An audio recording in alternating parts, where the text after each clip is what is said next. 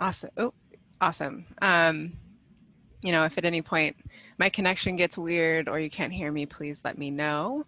Um, but you know, I'm I'm entering into this having been invited to talk about my work, but also specifically talk about and address some of the queerness that is in my work, but also maybe the queerness that is like sort of surrounding art and technology, the discourses, how they meet, where they meet for me specifically, and also, how maybe approaching new media and with my definition of new media is sort of a queer gesture in and of itself. Um, Everybody, there's 10,000 bajillion definitions of new media, and the one that I am holding and the one that I continue to sort of make work from, I think is really important to talk about before even going into my work and even addressing queerness.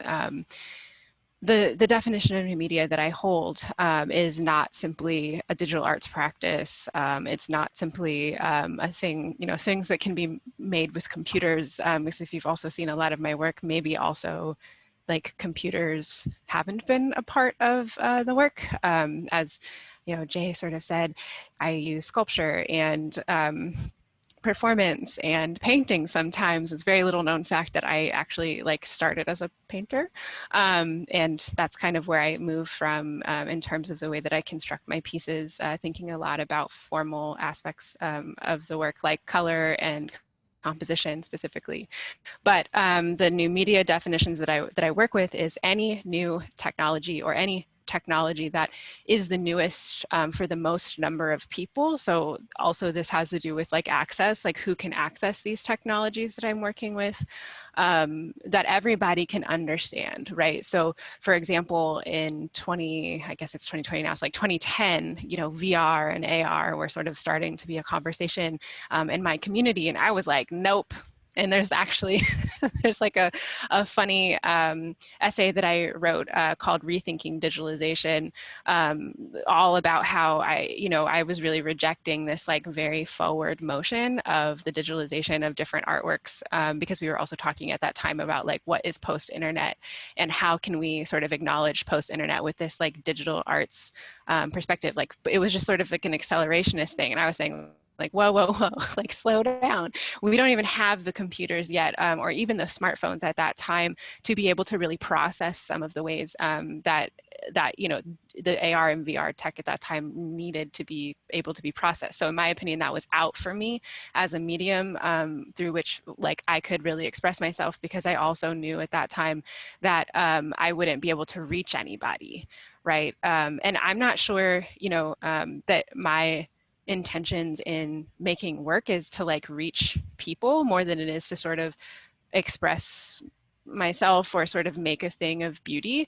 But I also knew that I couldn't really put things in front of people in order to be able to like enjoy this mutual beauty, or mutual kind of like moment or exploration or ideas or anything, without them being able to sort of understand and digest these things like on their own time. And so a lot of the work that you'll also see from me is work that you kind of experience on your own time and at your own sort of consent. And we'll talk about that in a second. So new media, again, for me is any technology that is new and circulating amongst the most number of people, right? And so that definition also allows it to change and to flex, which is extremely important to me and like my making, because I did come from painting and I sort of like wound up here with in these like technology conversations, but also because that's also to me like mirrors a type of queer ethic that I hold of like,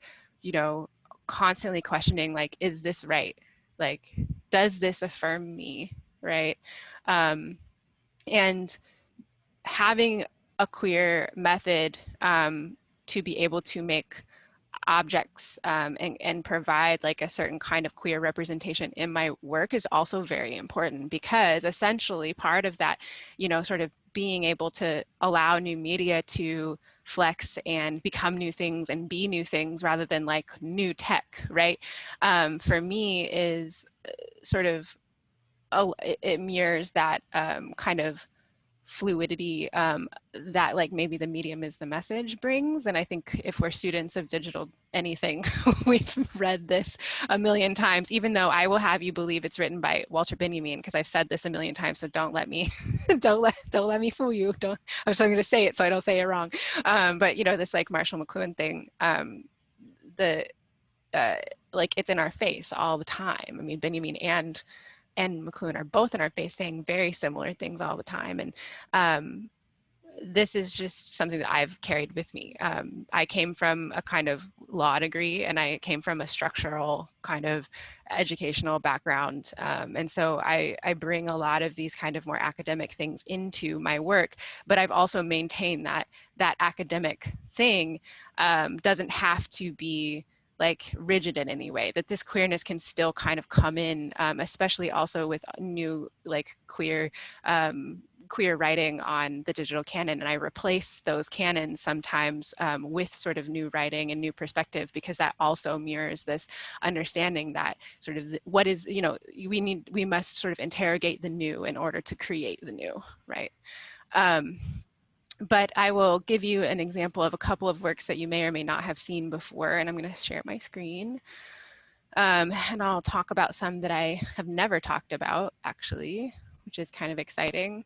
One of the things that I try to do for myself, this is my website, what I try to do for myself is be able to create sort of an aesthetic and conceptual framework of people that I relate to. And that this has also come up along with my coming out. And so finding sort of queer elders or people who may be outside of the box, if they're not queer, like what are the people who I see as being like, you know, close to me in the ways that I feel, what are they doing? And one of the things that I did sort of in my earliest work was make this.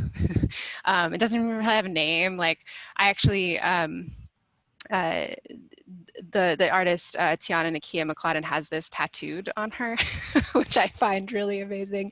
But this was a remake. This rated XXX by an all-feminist jury is a remake of this piece, this shirt that Marvin Van Peebles wore, called Rated X by an all-white jury.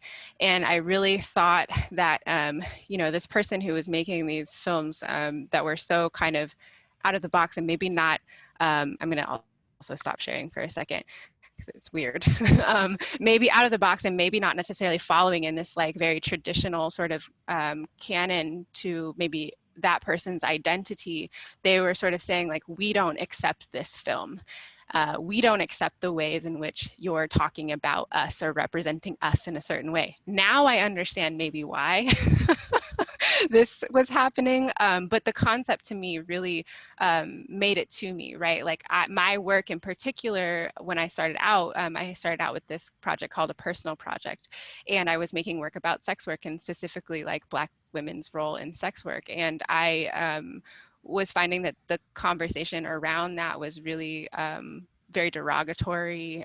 It was like, why are you, you know, why are you enslaving Black women in this way? You're putting us in this particular situation. And I was like, wait, hi, I am, I am a Black woman. Like I am a queer Black woman in sex work. This is my story. And I wasn't making any assumptions. They were literally, I never used anybody else but my own body in this work. I really centered my own experience in these things, and it became this conversation of like, we can't talk about certain bodies this way, and you certainly can't be queer and doing sex work with like heterosexual men in this way. And I, you know, just had a lot of really difficult conversations. And so this sort of rated XXX by an all feminist jury was kind of a way to say like, there's some sort of shifts in this discourse of feminism here that I don't know how to react because it's not for me, essentially. And these sorts of comments were not coming from Black women typically, they were coming from white women. So a lot of this sort of like feminist jury I was talking about was this very like white feminist ethic that, you know, some identified as queer, some identified as not queer, there were men, et cetera, et cetera. And I just felt like a certain amount of kinship, right? And I do this throughout my work. I remake others' work, and you may have seen the Freeze magazine the Freeze magazine cover that I was on this last month, which I will show you as well. If I can navigate this again. See,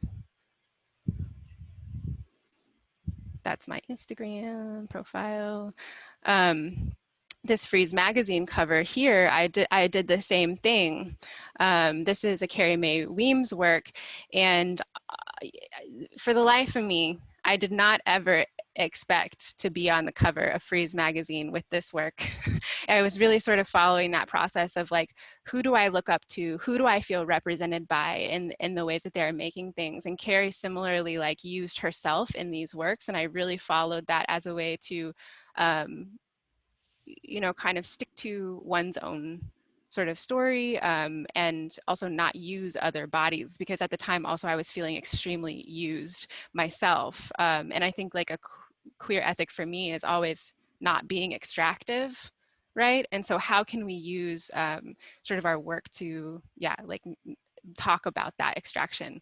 But this, on the cover, it says, looking into the mirror, the Black woman asks, mirror, mirror on the wall, who's the fairest of them all? The mirror says, Snow White, you black bitch, and don't you forget about it. And this was kind of one of the first times that I really started understanding how technology and this work that I was making that wasn't necessarily digital tech, right? Like I made this on Photoshop, but like there's a lot of artists who use Photoshop that don't identify as new media artists or whatever.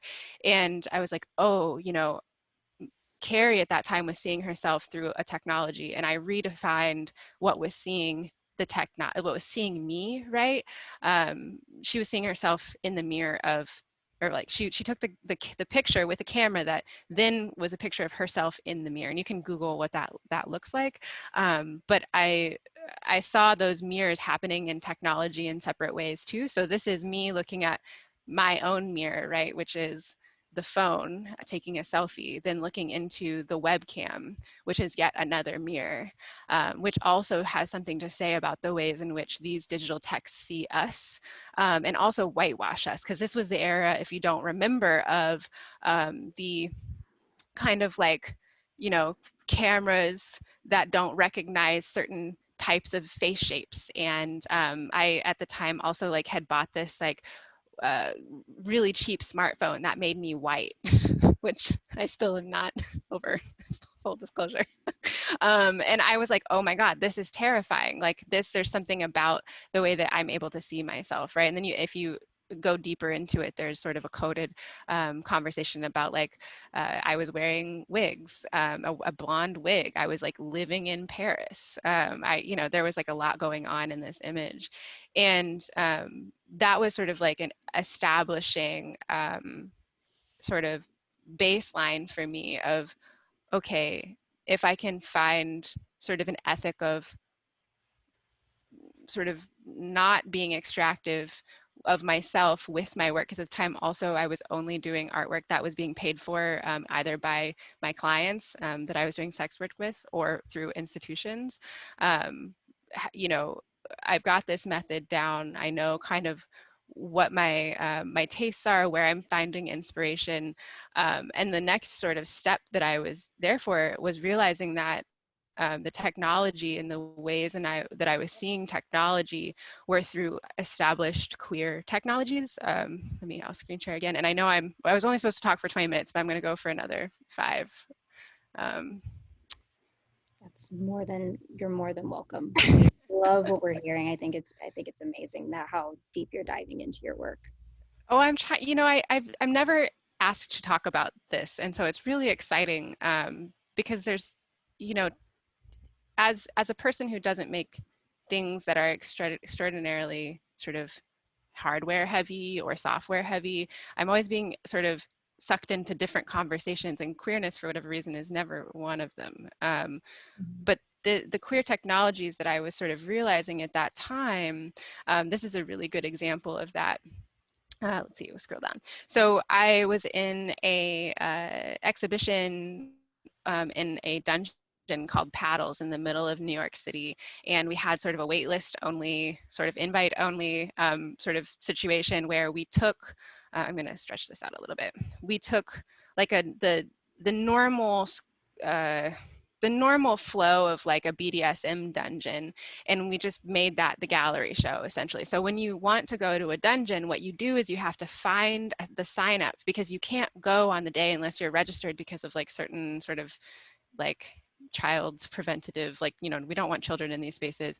So you have to sign up ahead of time, and legally it's a private club, so you have to be registered, right? And so this is what we did for our exhibition, and you would go into this space, and this is part of what was in this space. The other artists that were here were SHAWNÉ MICHAELAIN and Doreen Garner. And so we all had kind of a similar heaviness about our work that really said something about bodies and also queerness and relationships between the work itself and the viewer's bodies, right? Because also when you go into these BDSM spaces, you're like, what do I do? You know, like, oh my God, like, is there going to be sex here? Little, I mean, relatively little sex, we'll say. Maybe not in paddles, because paddles is special. You should Google it. But you know, I think also that night there had been a spanking party that had been canceled, but we had said like, cool, just invite the spanking party people to like come to our exhibition, and some of them came, which was really cute, and we were allowing that space to also be open as this spanking space if that were to happen. And there were some things that happened, and whatever happens in the dungeon stays in the dungeon. But these were the sort of screens that were around in that space. And this is like part of the video that was there. There was a yellow video, and if you're kind of embedded in queerness in general, you'll know that there's like a flagging system. So this is yellow is flagging for P play, blue is, I believe, just like BDSM general, and then red, this was another one, it was fisting. And so there were videos about these incredibly sort of like sexual acts that were very coded. They were also then recoded in this space of the BDSM dungeon. And my piece in particular is called A active, A hover, or position unavoidable. And if you're familiar with code, you'll know that that means like a hover over an active link. And the position doesn't, you can't really unavoidable a position in CSS, but like, you know, there's some poetry there, hopefully, fingers crossed. And basically what happens when you're at these places normally is there'll be like, there's screens so that you don't feel awkward. Like if you don't know what to do with your hands or your body, you can always just go like this and like look up at the screen. But inevitably there's this moment where you look up at the screen because you're like really nervous, like maybe you saw a hottie or something, and you like look over there, and like they're also looking at the screen, and then they notice you looking at them, and then they're like, oh my God, is that what you want to do with me? And then they're like, oh my God, and you're like, oh my God, and then you just both look up at the screen again, and like that's it. And like maybe you never talk to them again ever or see them in your life, but you have this like shared moment. And this was really the beginning of like how I learned to say, like, to make space for people's sort of particularities and interactions within kind of the digital mindset, because I was watching people do this, right? Because like if you see this, you're gonna like have that experience of like, I don't want anybody to see me looking closely at this, you know, scary image of this person with a speculum in, which is something I don't want to think about anyways. And then all of a sudden there's like a condom, and like this is a, maybe this is a vulva, I don't know, you know, like we don't know what this is. So people were getting really close to this TV screen and then watching, it was just a lot.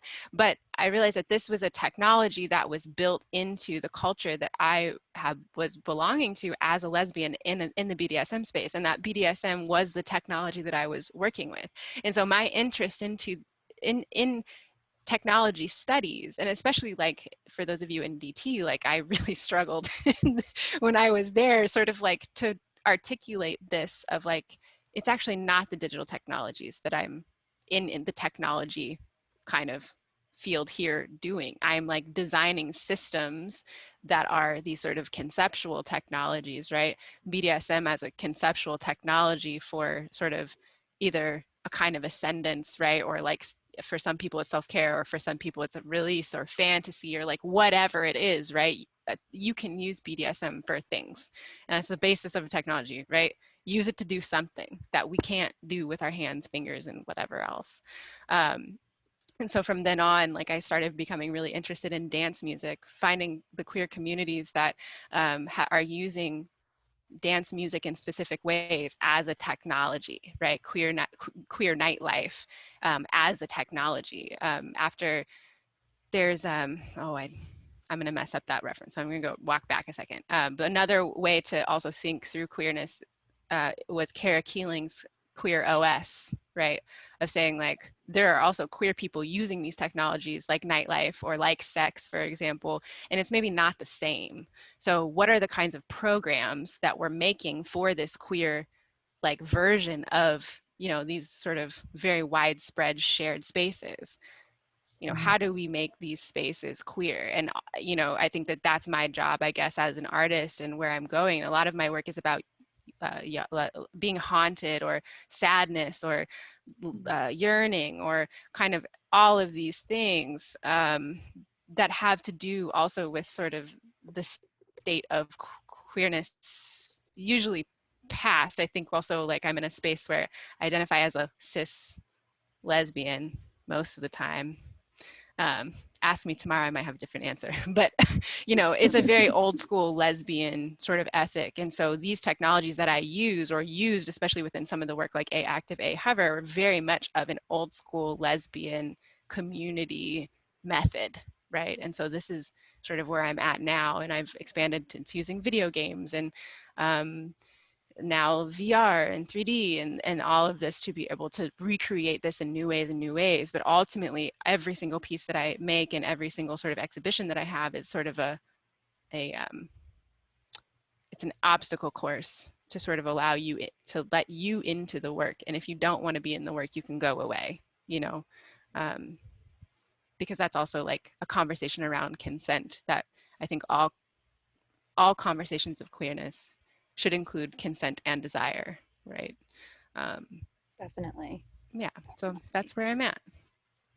Um, no, I think that was really amazing and definitely provoked a lot of questions for me. I don't know about the audience, but we're definitely going to segue into that Q&A now. And I wanted to start out with, I'll just start out with one question that's really on top of mind. So you know how, so I've been engaging in conversation with SHAWNÉ, and in the planning of this presentation of this live stream, we were kind of talking about how she uses sexist content to talk about architecture, to analyze architecture, to analyze space.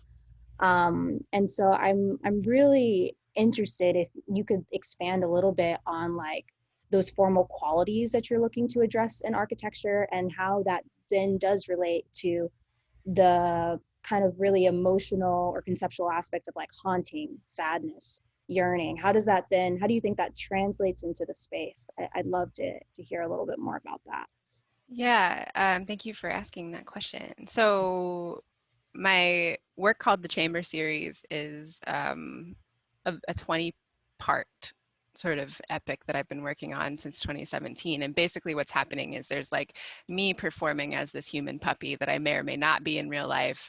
But I also sort of spin this story about like post Donna Haraway companion species manifesto, like cyborg dog relationships, but really it's about proximity and longing, and also the kinds of ways that we talk about master slave, both in BDSM but also in sort of like slavery and sort of all of these things at once, and the ways that also like there are some complicated relationships within this like power dynamic, right, with between both, you know, dog and keeper or slave and master, whatever dynamic you choose to describe this. And one of the like, for example, one of um, the parts in the series keeps reiterating this question of like, what is love? What is love? And so I'm really interested in systems, in putting together different parts in order to create sort of a non-linear narrative and also just a non-linear experience of art. I think from painting, I took like there's one sort of way to view a painting. I'm not very expansive in my painting thinking, so this was just me. And so I was like, how do I break down that viewing experience, but still have the kind of like, I don't know if you've ever seen a painting that you just saw and you were like, I'm fucking devastated. Like, I can't stop thinking about this damn painting. Like, it's in my mind, like so many associations, and it's just burned into your retina. Like, how do I do that emotionally? Basically is the question. Because that's the sort of burning is how I feel. And I kind of just want to sort of like articulate that feeling while also talking about and working through all of these like complicated dynamics. And architecture in particular is something that I meditate about, because a lot of these pieces are built so that you move through them. And the sort of basics of architecture are, how do I direct movement gently, but also like in a building, for example, there's only a couple ways you can go and be in a building. And so how do you build a space for being, right? And a lot of my work is not easy to be in, because I'm also not, I'm not, I'm not trying to necessarily like teach you something or whatever. It's just like, here's my experience, here's the work. But funny enough, and if you're following me on the Twitter, which whatever, scary Twitter. place. Yeah. Cleo Girl 2525, right? If you really want to get messy with me. But there is in the Dream House, the book In the Dream House by Carmen Maria Machado, she is talking about this abusive relationship that she's in, but she does it in all these different genres. And in one of these little sections of the story, she says, I'm on these book tours all the time, and the students always ask me, like, why do you write in fragments? Because she has 150 pages of writing, and every 2 pages is a new chapter. And that really struck me. And she was saying, like, with the sort of engagement within an abusive relationship, very much like mirrored a lot of the things that I was talking about in the Chamber series, although I will never admit it. The the sort of undoing of self and sort of pulling apart of self and remaking self, right, is also really inherent in the ways that we have to and experience the disintegration of identity, like within these abusive relationships, which necessarily have to do with proximity, a master, a slave, or a sort of power dynamic that is really specific. And so creating and building this architecture for which one moves through all of these narratives while I was kind of disintegrating and reintegrating all of these parts was really important to me when we're talking about architecture, specifically within the queer lens. As Carmen Maria Machado had written that book saying, we don't have documentation for this, for lesbian and sort of non-binary relationships. We don't have that. And so, it's important to highlight that that conversation, as well as this architecture within experiences of Blackness, which this particular uh, work was highlighted in a conversation about June Jordan and the way that she was invited to remake the city in the neighborhood of Harlem with Buckminster Fuller, but Buckminster Fuller ended up having sort of like the final say in how that came forth because of the way that Esquire presented it, right? And so this project was definitely like an attempt to sort of comb over some of that erasure and build and really devise a kind of way to think through these spaces while being able to inhabit them, but also leave them. Amazing. Thank you so much for that. Um, and kind of on that note, I really want to open up the floor for anyone who's comfortable or would like to add something in the chat. Jaslyn, thank you so much for helping us out with the raise hand tool. Um, I know there's definitely a lot to unpack here, so we can sit with that for a little bit. But I'd love to hear anybody's thoughts, or if they'd like to ask SHAWNÉ any questions about the work.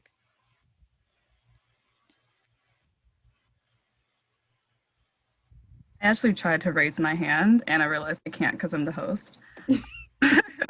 So I'll just unmute myself. Reflecting on what you had mentioned about queer methods opposing extractive methods and systems, the freeze cover reference makes me think about algorithms and shadow banning on social media platforms like IG, Instagram.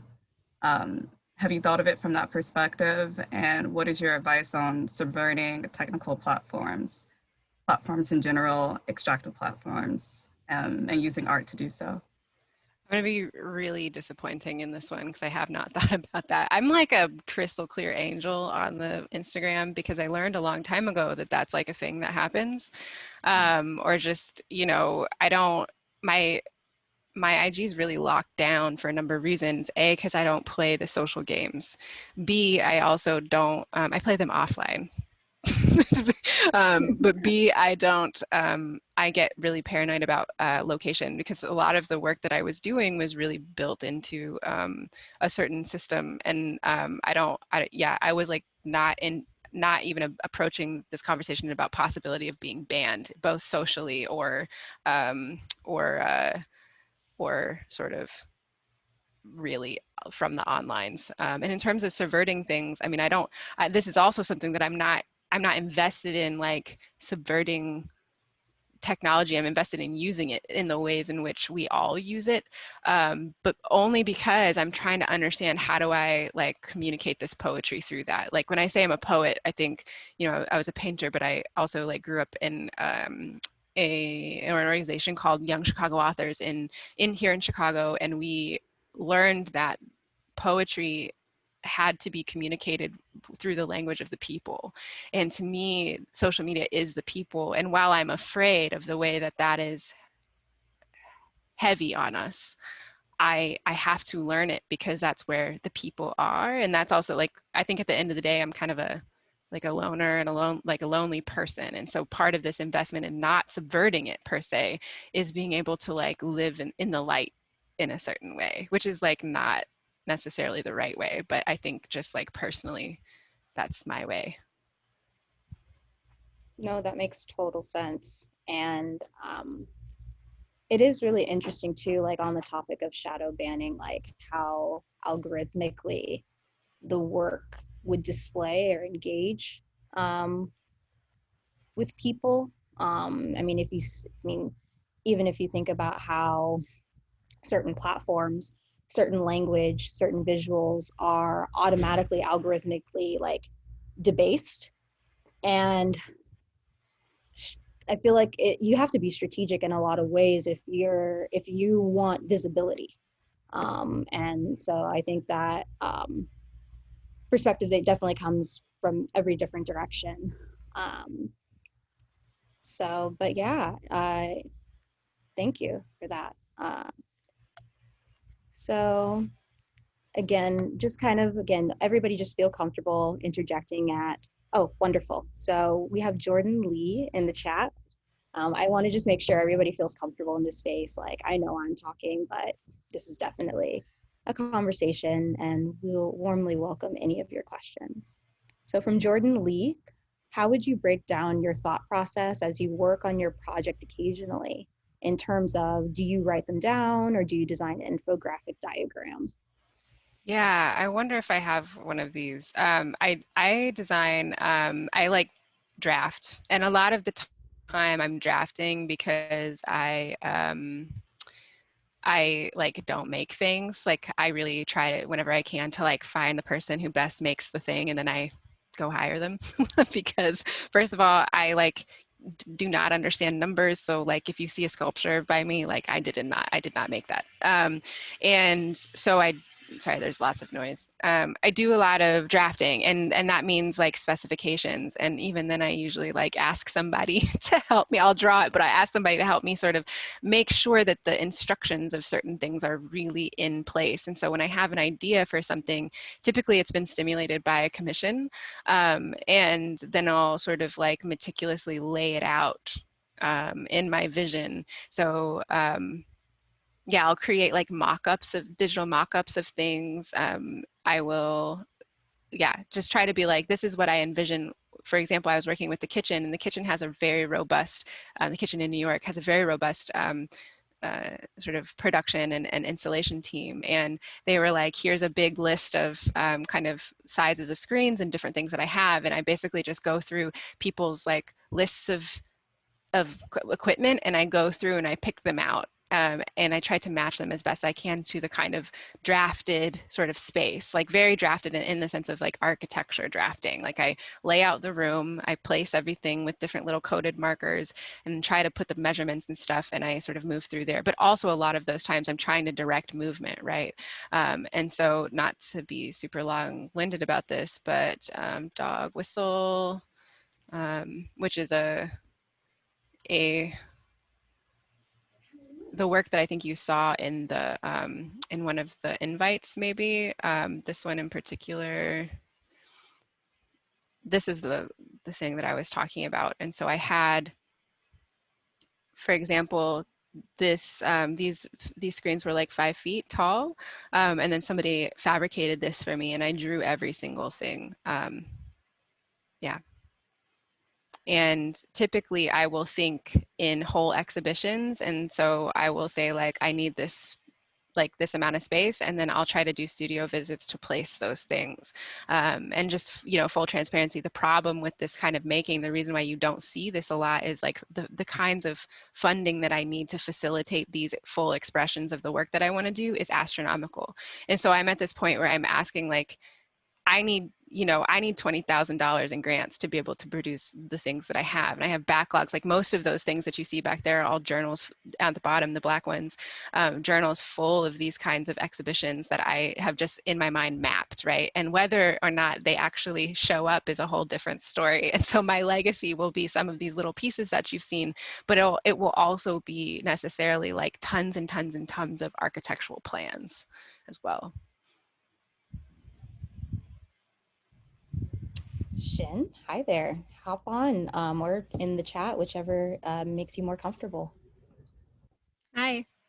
Hey, so I have a question. I want to hear, well, first of all, thank you so much for that amazing presentation. I want to hear more about your questioning of what is love, you know, throughout this whole process and creative practice and journey.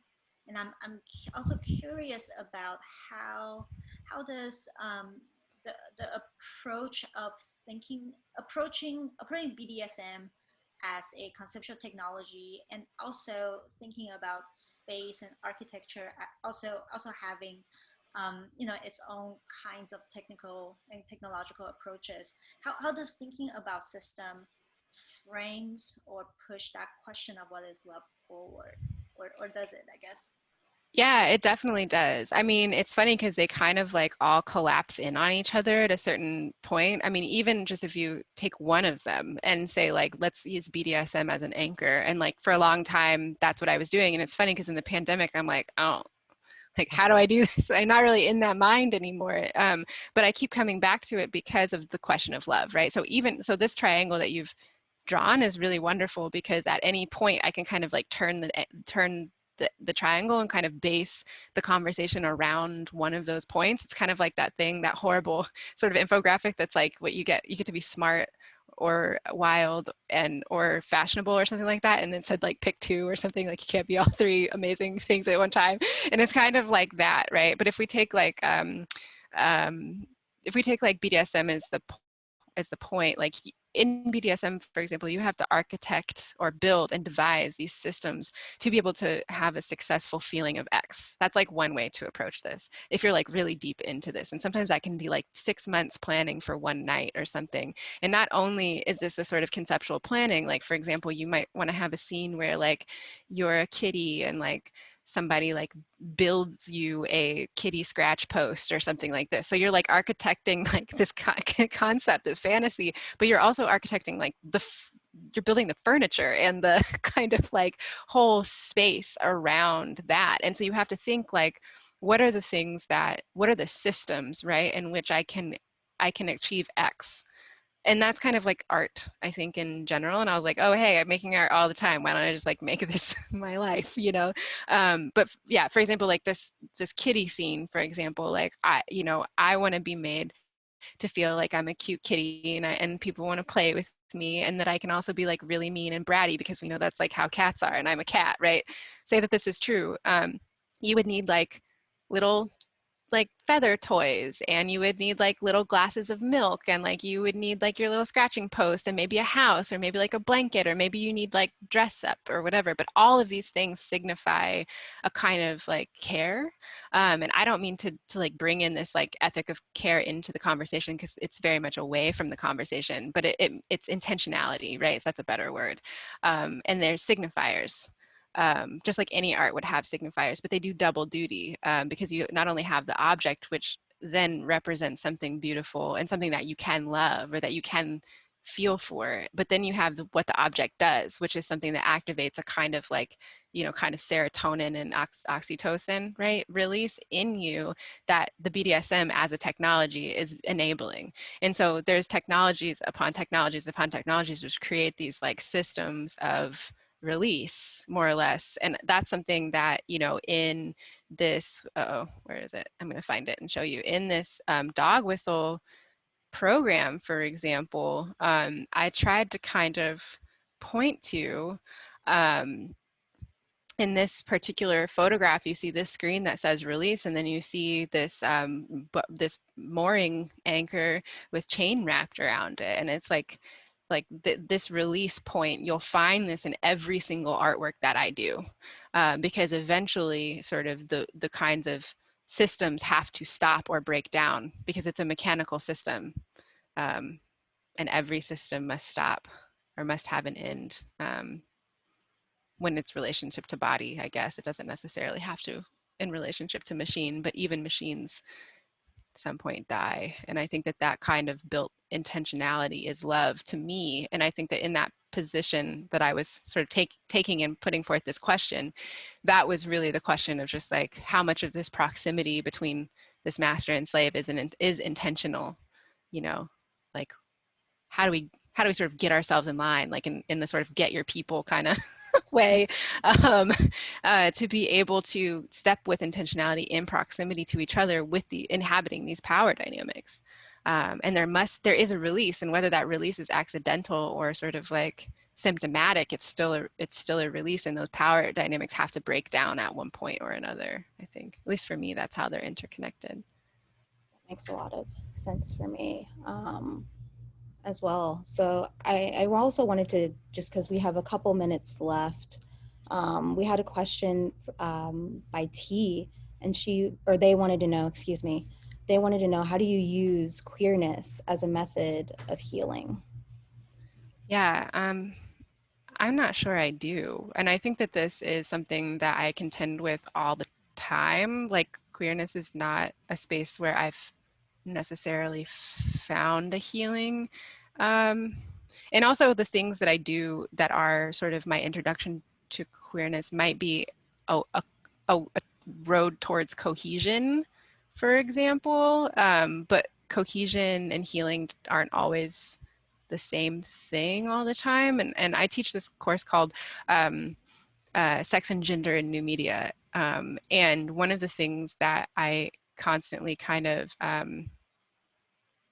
contend with in this space is this sort of like new discourse around healing and care. And it's not new in certain ways, but the ways that it was being had before are maybe the ones that I relate to more, and maybe like care more than healing is something that, like, in the traditions that I grew up reading and seeing, care and sustaining, which is not healing. It's just maybe not how I conceptualize of that. But I also would be remiss if I said I wasn't sort of touched and healed on the way to that. That's beautiful. Just the implicit outcome can sometimes integrate itself into the process. We have another question, two questions from Jocelyn and Evelyn. Jocelyn asks, I tend to want to break things, AKA subvert things, but tend to get broken in the process. How do you protect yourself? Well, I think that's kind of funny and like relating to the last question in a certain way. Like, this queerness is how I break things and subvert things in a certain way. I mean, is different, existing at all really does that. Like I think even to a certain extent, sometimes when you walk into a room and you see people's just like entire understanding of what a human is just like, you know, like, you know, you're a girl, oh my God, you know, we don't know what those look like anymore, right? But I think they're the same thing, and like that, for me, existing in a state of queerness and some of my queer elders, I there's always joy in queerness, because when you're able to sort of be out and about and sort of in the light, right? And I talked about that earlier. There's always a joy in that, but it's always also, for me at least, understanding that this place also comes from, this is like a different, like it, for me, I mean, I think there's a lot of pain there for me as well.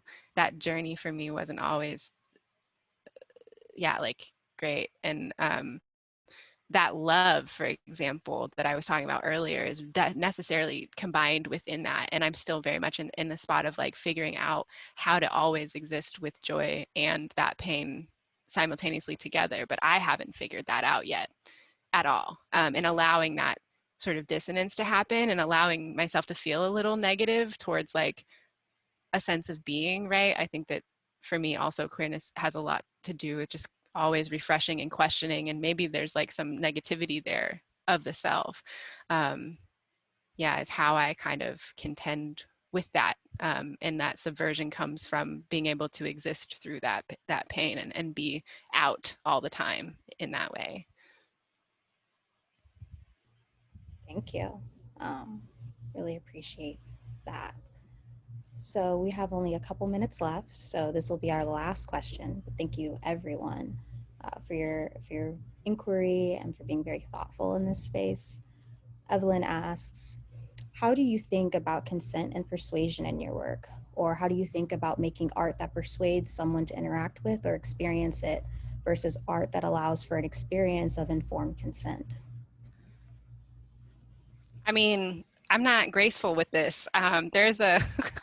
There was an exhibition called Sub Not Slave that I did in Helsinki for Sorbus Gallery that closed, by the way, and they just released an anthology, and I think AQ&B was talking about it. Regardless, it's amazing. It's called The Wasted Years.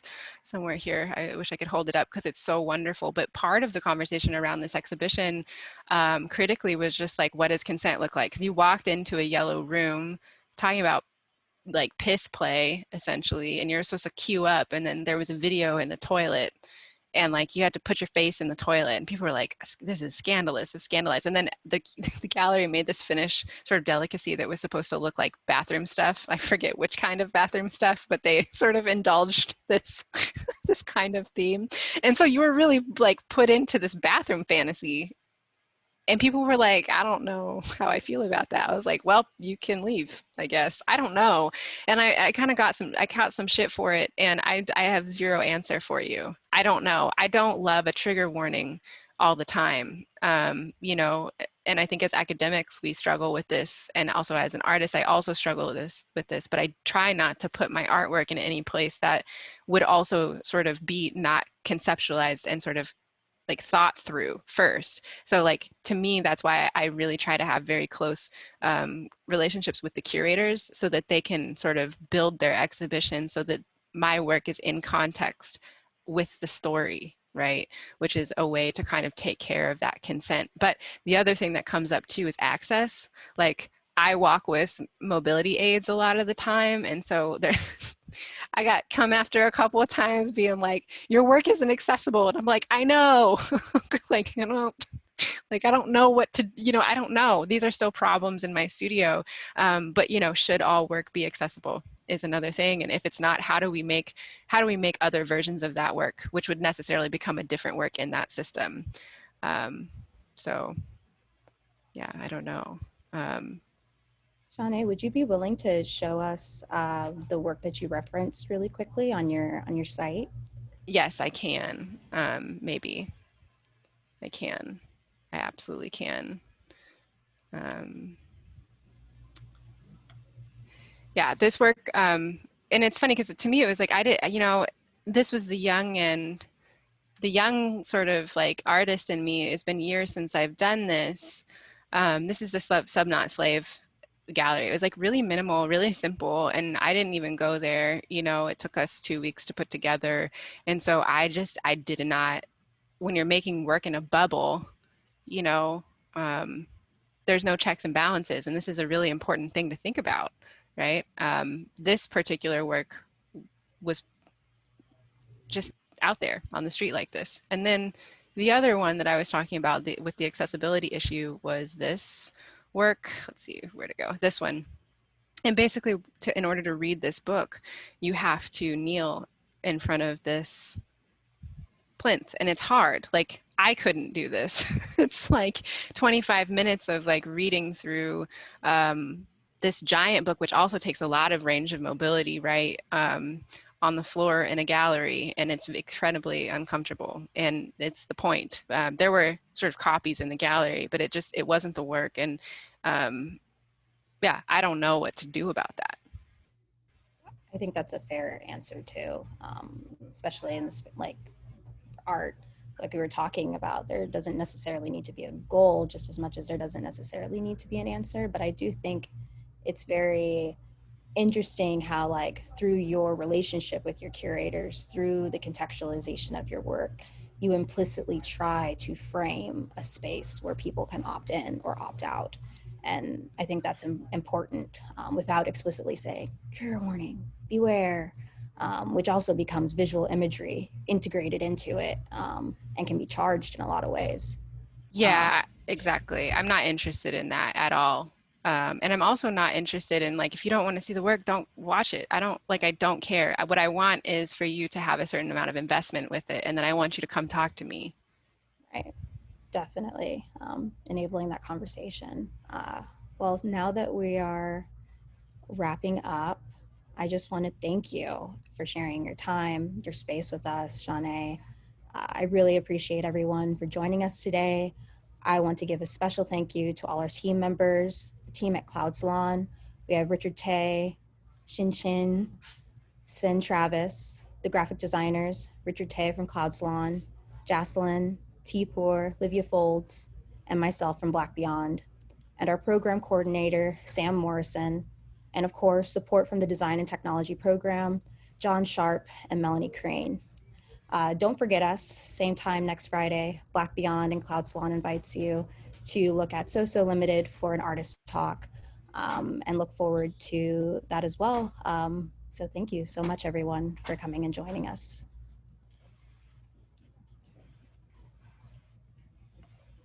Thank you, everybody. I appreciate it.